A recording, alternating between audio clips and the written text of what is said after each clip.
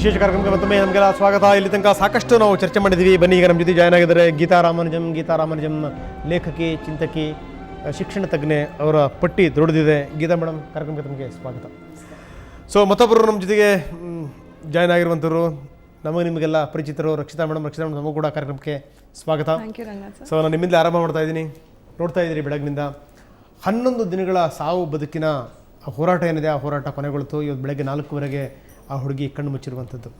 ಇದೊಂದು ದೊಡ್ಡ ಪಾಠ. ಇಡೀ ಸಮಾಜ ಎದ್ದು ನಿಂತಿದೆ ಅಂತ ಭಾವಿಸ್ತೀವಿ. ಯಾಕಂದರೆ ಬೇರೆ ಯಾವುದೇ ಪ್ರಕರಣಗಳಲ್ಲಿ ಇಡೀ ದಿಲ್ಲಿನೇ ಈ ರೀತಿ ಎದ್ದು ನಿಂತಿರುವಂಥ ಉದಾಹರಣೆಗಳಿಲ್ಲ. ಹೌದು. ಸೊ ಇಷ್ಟೊಂದು ಹೋರಾಟಗಳು ನಡೀತಾ ಇದೆ, ಇಷ್ಟೊಂದು ಪ್ರತಿಭಟನೆಗಳು ನಡೀತಾ ಇದೆ. ಒಂದು ಲೆಕ್ಕದಲ್ಲಿ ಸರ್ಕಾರಕ್ಕೇ ಬಿಸಿ ಮುಟ್ಟಿಸುವಂಥ ಪ್ರಯತ್ನ ಆಗ್ತಾ ಇದೆ. ಏನಂತಿರ್ತಾವೆ? ನನಗೆ ನೀವು ಕೇಳಕ್ಕೆ ಹೋದರೆ 60 ವರ್ಷ ಆಗೋಗ್ಬಿಟ್ಟಿದೆ ಇಂಡಿಪೆಂಡೆನ್ಸ್ ಬಂದು. ಈ ಲಾಸ್ಟ್ 50 ಇಯರ್ಸಲ್ಲಿ, ಅಥವಾ let's say I was born in 83, so let me take it from 83. ಬೆಳಗ್ಗೆ ಯಾವುದೋ ಕಾಪ್ ಹತ್ರ ಮಾತಾಡ್ತಾ ಇದ್ದೆ ನಾನು, and I was asking him ಎಷ್ಟು ಕೇಸ್ಗಳು ಈ ಥರ ಆಗಿದ್ದು, ಎಷ್ಟು ಜಸ್ಟಿಸ್ ಸಿಕ್ಕಿದೆ ಇವತ್ತುವರೆಗೂ. What is the percentage of justice that women have got in these rape cases? And the answer was 26%. ಇವತ್ತುವರೆಗೂ cases have been open, closed, justice has been denied. ಬರೀ 26% ಮಾತ್ರ the justice is served. So is this right? ಈ 60 ವರ್ಷ ಆದಮೇಲೆ people are talking about rape.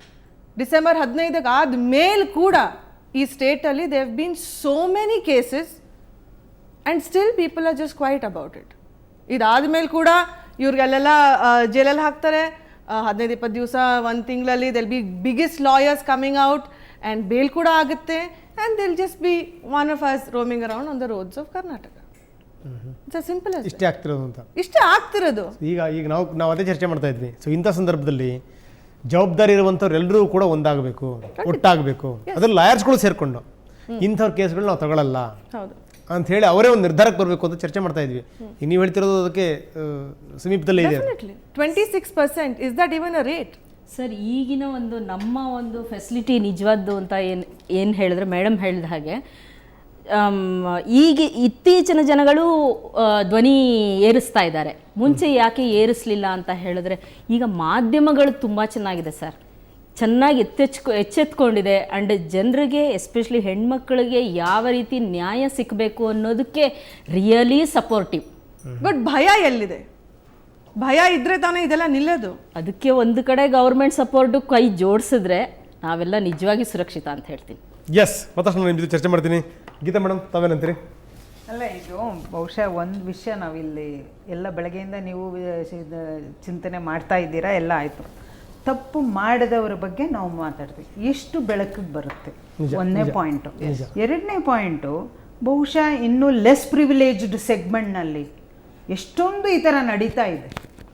ಇದೇನೋ ಒಂದು ಪ್ರಿವಿಲೇಜ್ಡು, ಒಂದು ಒಳ್ಳೆ ಕ್ಯಾಪಿಟಲ್ ಸಿಟಿನಲ್ಲಿ ನಡೀತು, ಎಲ್ಲರಿಗೂ ಗೊತ್ತಾಯಿತು. ಇದೇನೋ ಒಂದು ದೊಡ್ಡ ಆಡಂಬರದಲ್ಲಿ ನಾವು ಅದನ್ನ ಬಹಳ ಎತ್ತು ಕಟ್ತಾ ಇದ್ದೀವಿ, ಮಾಡ್ತಾ ಇದ್ದೀವಿ.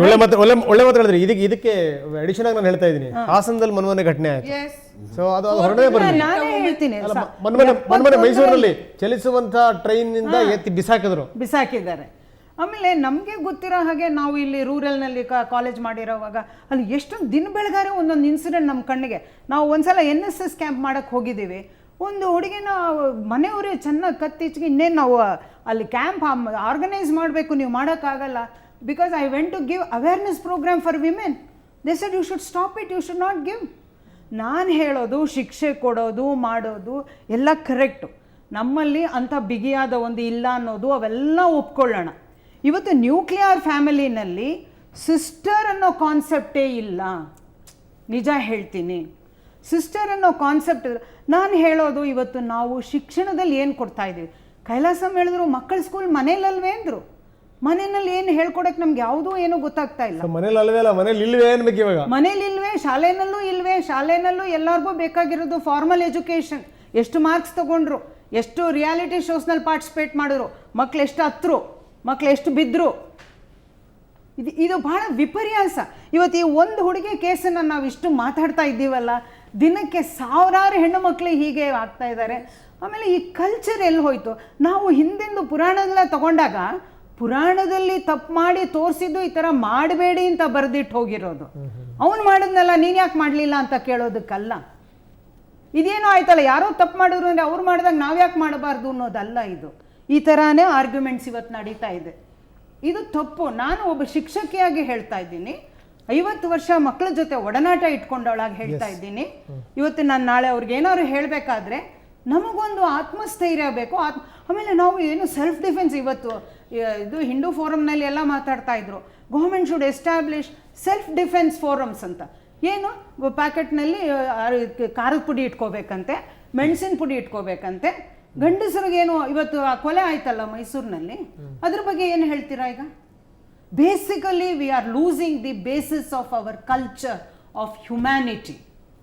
ಇದು ಬರಬೇಕು. ಇವತ್ತು ಮಾಧ್ಯಮದ ಮೂಲಕ ಪ್ರಮೋಟ್ ಮಾಡಬೇಕು. ಇಲ್ಲಿ ಫಿಲ್ಮ್ಸ್ ತೆಗೆಯೋರು ತುಂಬ ಜನ ಇದ್ದಾರೆ. ಎಲ್ಲಿ ಅವನು ಹೆಣ್ಣನ್ನು ಆ ಥರ ನೋಡೋವಾಗ ಅದು ಇವತ್ತು ಪಾಪ ಪ್ರಜ್ಞೆ ಅನ್ನೋದೇ ಹೊಟ್ಟೋಯ್ತಲ್ಲ. ನಮ್ಮ ಧರ್ಮದಲ್ಲಿ DVG ಹೇಳೋದು, ಧರ್ಮದಲ್ಲಿ ಪಾಪ ಪ್ರಜ್ಞೆಯನ್ನು ತಂದು ಅದರಲ್ಲಿ ಒಂದು ಭಯ ಹುಟ್ಟಿಸ್ಬೇಕು ಅಂತ. ಇವತ್ತು ಭಯವೂ ಇಲ್ಲ, ಶಿಕ್ಷೆಯೂ ಇಲ್ಲ, ಕಾನೂನು ಎಷ್ಟು ಬೇಕಾದ್ರೂ ಎಲಾಸ್ಟಿಕ್ ಥರ ಎಳಿಬೋದು, ಎಲ್ಲಿ ಬೇಕಾದ್ರೂ ಏನು ಬೇಕಾದ್ರೂ ಮಾಡಬಹುದು.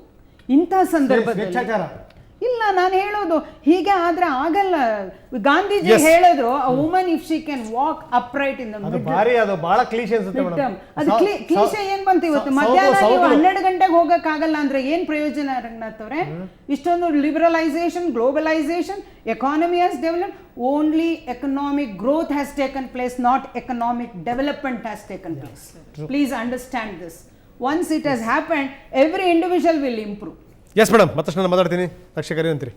ಇಲ್ಲ, ಖಂಡಿತವಾಗಿಯೂ ರಂಗನಾಥ್ ಸರ್ ಬದಲಾಗಬೇಕು. ಈ ಸಮಾಜ ಬದಲಾಗಬೇಕು. ಈ ಸಮಾಜದಲ್ಲಿ ಇಂಥ ಕ್ರೂರ ವ್ಯಕ್ತಿತ್ವ ಇರುವಂಥ ಮನುಷ್ಯರು ಬದಲಾಗಬೇಕು. ಹೆಣ್ಮಕ್ಳನ್ನ ಬರೀ ಕಾಮದ ದೃಷ್ಟಿಯಿಂದ ನೋಡೋದನ್ನು ನಿಲ್ಲಿಸ್ಬೇಕು ಮೊದಲು.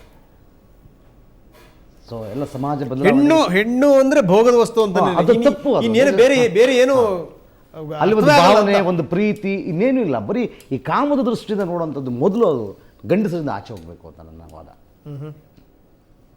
Yes sir.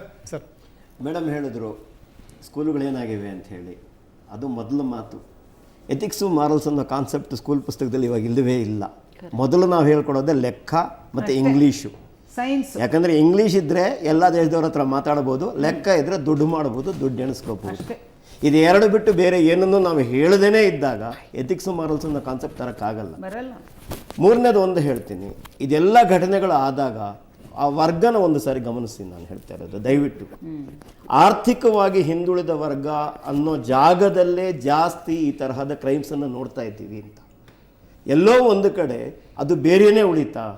ನೀವು ಹೇಳಿದಾಗ ಎಕನಾಮಿಕ್ ಡೆವಲಪ್ಮೆಂಟ್ ಅಂತ ಆದಾಗ even upper class also you should upper class ಇಂದ ಯಾವುದು ಇಲ್ಲಿಗೆ ಬರ್ತಾ ಇಲ್ಲ. upper class, middle class still it is ಅಲ್ಲ, to a certain extent safe. ಎಲ್ಲ ಗುದ್ದಾಟ, ಇಲ್ಲಿ ಬರೋ ಭಾಷೆ, ಈ ಮಾತು ಎಲ್ಲ ಆಗ್ತಾ ಇರೋದು ಬರೀ ಮಿಡ್ಲ್ ಕ್ಲಾಸ್ ಮಾತ್ರವೇ. ಹೌದು, ಬೇರೆ ಯಾವುದು ಇಲ್ಲ. ನಿಜ ನಿಜ ನಿಜ ನಿಜ. ಬೇರೆ ವರ್ಗಕ್ಕೆ ಅಂದಾಗ ಬೇರೆ ವರ್ಗದ ಐಡೆಂಟಿಟಿಯನ್ನ ನಾವು ನಮ್ಮ ಹೇಳಿದ್ರಲ್ಲ ನೀವು, ಆರ್ಥಿಕವಾಗಿ ಬೆಳವಣಿಗೆ ಆಗಿದೆ ಅಂದ್ರೆ ಬೆಳವಣಿಗೆ ಖಂಡಿತ ಆಗಿಲ್ಲ. ಹಾಗಾಗಿ ಆ ವರ್ಗ ಬೇರೆನೇ ಕೂತಿದೆ.